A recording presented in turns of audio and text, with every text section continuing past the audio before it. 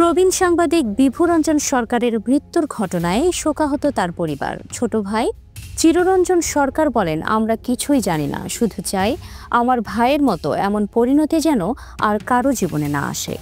শুক্রবার রাতে মুন্সিগঞ্জ জেনারেল হাসপাতালের মর্গে ভাইয়ের মরদেহ শনাক্ত করার পর চিররঞ্জন এই মন্তব্য করেন। ৭১ বছর বয়সী বিভুরঞ্জন সরকার দৈনিক আজকের পত্রিকার জ্যেষ্ঠ সহকারী সম্পাদক ছিলেন। বৃহস্পতিবার সকাল ১০টার দিকে কর্মস্থলে যাওয়ার কথা বলে ঢাকার সিদ্ধেশ্বরীর বাসা থেকে বের হওয়ার পর তিনি আর ফিরে আসেননি। শুক্রবার বিকেলে মুন্সিগঞ্জের গজারিয়ায় মেঘনা নদীতে তার মরদেহ ভেসে ওঠে। স্থানীয়দের খবরের ভিত্তিতে নৌপুলিশ মরদেহ উদ্ধার করে। পরে ছবি দেখে শনাক্ত করতে যান তার ভাই চিররঞ্জন ও ছেলে রিত সরকার। মরদেহ দেখে এসে রিত সরকার বলেন, বাবার নাক দিয়ে রক্ত ঝরছিল, শরীরে আঘাতের চিহ্ন ছিল। কী কারণে হয়েছে আমরা নিশ্চিত নই, এই বিষয়ে অভিজ্ঞদের মাধ্যমে পরিষ্কার হতে চাই। তিনি আরও জানান, তার বাবা সাধারণত শান্ত স্বভাবের ছিলেন, কোনো দুশ্চিন্তার আভাস পরিবারে দেননি। বৃহস্পতিবার সকালেই বাড়ি থেকে বের হওয়ার আগে তিনি মুঠোফোনটি বন্ধ করে রেখে গিয়েছিলেন বলে জানান ছোট ভাই চিররঞ্জন।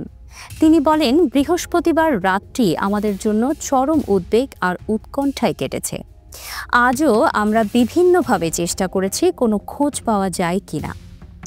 বিভুরঞ্জনের নিখোঁজ হওয়ার পরদিন বিকেলেই অনলাইন সংবাদ মাধ্যম bdnews24.com-এ তার লেখা একটি খোলা চিঠি প্রকাশিত হয়।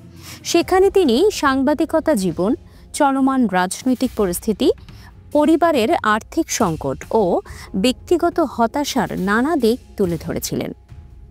চিঠির ফুটনোটে তিনি লিখেছিলেন, জীবনের শেষ লেখা হিসেবে এটা ছাপতে পারেন। চিঠিটি নিয়ে সামাজিক যোগাযোগ মাধ্যমে চলছে তীব্র আলোচনা। এই প্রসঙ্গে চিররঞ্জন সরকার বলেন, আমাদের পরিবারের কেউ বিশেষ করে এসব বিষয় নিয়ে কথা বলতো না।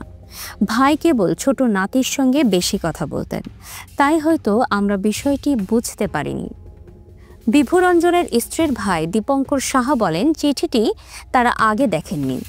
যদি দেখতাম, তাকে কোনোভাবেই বাড়ি থেকে বের হতে দিতাম না। চিররঞ্জন সরকার পুলিশের তদন্তে প্রকৃত সত্য উদ্ঘাটনের দাবি জানিয়ে বলেন, আমরা কিছুই জানি না, শুধু চাই আমার ভাইয়ের মতো এমন পরিণতি যেন আর কারো জীবনে না আসে।